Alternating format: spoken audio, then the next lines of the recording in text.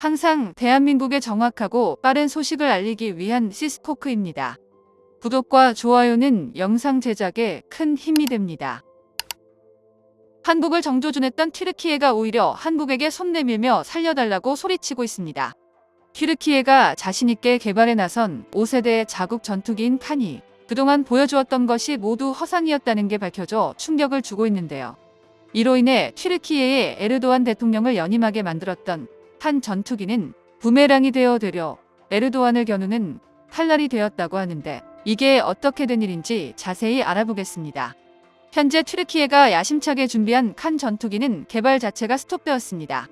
저명한 항공언론 에비에이션 위크의 보도에 따르면 현재 터키 항공우주가 자재 공급망 문제로 인해 CJ2호기의 제작을 중단했는 상태로 개발을 진행하지 못하고 있다고 전했습니다.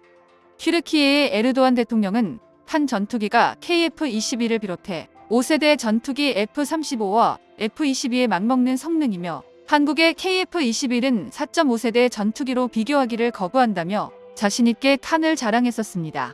하지만 해외 전문가들은 튀르키예의 칸 전투기가 예산도 부족하고 기술도 없는 데다가 엔진조차 정하지 못한 엉망인 프로젝트인 것을 알고 있었습니다.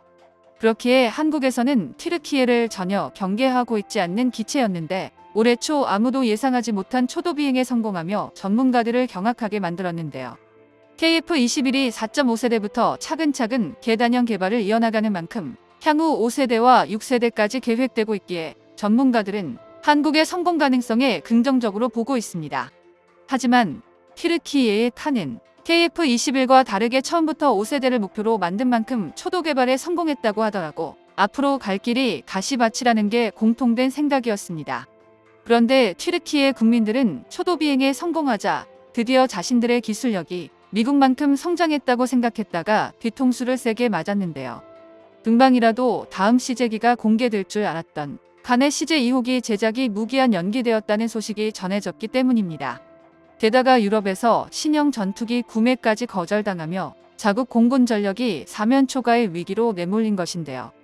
심지어 이 때문에 튀르키예 공군 전력 현대화에 심각한 문제가 연달아 터지고 있는 상황입니다. 튀르키예는 2030년까지 자체적으로 개발한 칸 전투기를 실전에 배치하고 그 전까지는 전력 공백을 메우기 위해 해외에서 추가적인 전투기 도입을 병행하는 계획을 진행하고 있었는데요. 하지만 칸이 실전 배치를 위한 성능 검증은 고사하고 두 번째 시제기 생산 조사 차질을 빚고 있대다가 독일로부터 유럽 파이터 구매까지 막히게 된 튀르키예는 유럽에서 가장 노후화된 공군을 가진 국가로 전락할 위기에 놓였는데요.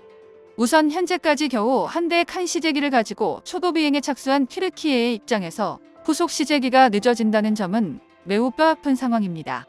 최신 전투기는 각종 첨단 기술력의 종합체라 불릴 정도로 고난도의 기술력을 총망라하고 있으며 그렇기 때문에 다양한 시제기를 통해 수많은 테스트와 오류 수정, 기술 검증 절차를 거쳐야만 하는데요. 튀르키예는 초도 비행 이외에 마땅히 다른 테스트를 진행할 수 있는 후속 시제기를 생산하는 것도 버거운 게 현실입니다. 에비에이션 위크의 보도에 따르면 첫 비행에 성공했다고 발표한 시제기는 사실 제대로 된 시제기가 아니라 지상 활주용으로 만들어둔 임시기체로 임시로 날 수 있도록 개조한 것에 지나지 않았다고 하는데요. 튀르키예는 시험 비행에 앞서 지난해 칸이 자력으로 지상 활주에 성공했다 발표했었습니다.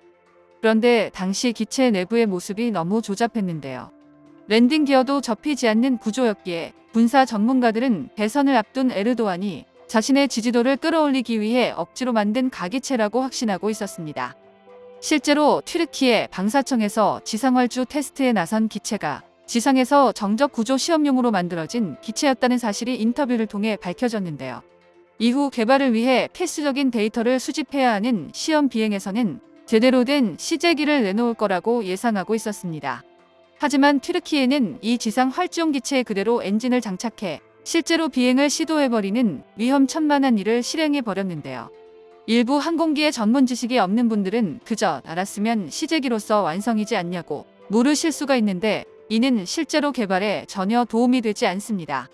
종이로 만든 비행기에도 현대과학의 집약체인 항공 엔진을 장착한다면 역시나 비행에 성공할 수가 있는데요. 실제로 비행한 시제기는 랜딩 기어를 접지도 못했고 시속 300km를 넘지 못하도록 제한이 걸려 있었다고 합니다. 무엇보다 가장 중요한 게 바로 파일럿의 안전을 도외시한 선택이었는 것입니다.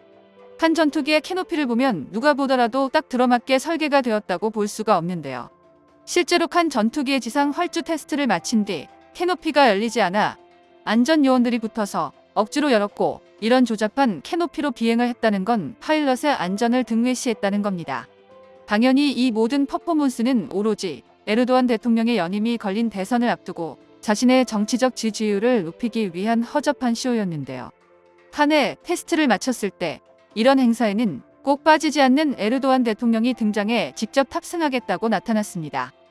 이런 사실이 뒤늦게 밝혀지자 에르도안 대통령을 압박하고 있는데, 이를 해결하기 위해 튀르키예 대통령은 급하게 한국에게 손을 내밀었습니다. 한국은 KF-21을 개발하는 과정에서 무합 6대 시제기를 투입하였으며 그중 2대는 철저하게 지상 테스트에 사용하였습니다. 튀르키예가 처음으로 칸을 비행할 때만 하더라도 우리 대한민국의 KF-21과 경쟁하게 될 것이라는 우려와 달리 현재 칸 전투기의 개발이 굉장히 주먹구구식으로 이루어지고 있는 흔적이 곳곳에 보이고 있는데요.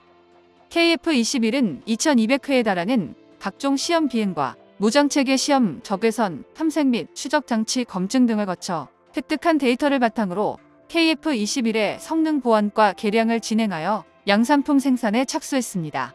말 그대로 전투기 개발의 정석이라고 할 만큼 다른 국가에서도 방산 개발의 표본으로 봐도 무방할 정도인데, 앞뒤 순서라고는 없는 튀르키예와는 차원이 다른 검증 과정을 거쳐 탄생했는데요. 그런데 KF-21과 칸의 차이는 비단 시제기 생산 및 비행 테스트 과정에서만 드러나는 것이 아닙니다. 튀르키예는 전투기의 가장 핵심인 엔진을 미국과 협력해 수입하기로 결정했으나 정작 미국의 엔진 제조사 제너럴 일렉트릭사가 수출 허가를 내주지 않아 수포로 돌아갔는데요. 튀르키예가 러시아에게 군사적 물자를 지원한 협의를 받아 미 의회에서 튀르키예에 대한 강력한 제재에 나섰기 때문입니다. 결국 튀르키예는 그동안 무시한 한국에게 손을 내밀었는데요. 튀르키예는 미국산 엔진을 대신에 한화 에어로스페이스에서 개발하고 있는 KF-21용 엔진을 수입하고 싶다는 의사를 밝혀왔습니다. 현재 KF-21에 탑재된 제너럴 일렉트릭사의 F414 엔진을 대체하기 위해 한화 에어로스페이스에서 5세대용 제트 엔진을 개발하고 있습니다. 군사 전문지 제인스에서는 한국의 엔진 시제품을 두고 최종 개발이 완료되면 항공 엔진 시장의 판도를 바꿀 수 있을 것이라며 한국의 기술적 완성도를 극찬했는데요. 한편 칸 전투기에 관심을 가지던 국가들이 해당 소식이 전해지자 한국산 KF-21로 다시금 발길을 돌렸는데, 대표적인 국가가 바로 필리핀입니다. 필리핀은 한국의 FA-50 12대를 도입해 운용하고 있기에 KF-21에 대해서도 수출에 긍정적으로 보고 있는데요. KF-21은 튀르키예와는 다르게 기초부터 탄탄하게 개발되는 만큼 세계 전투기 시장에서 많은 국가들이 도입을 검토하고 있습니다. 정보가 도움되셨다면 구독과 좋아요 부탁드립니다. 이상 시스코크입니다.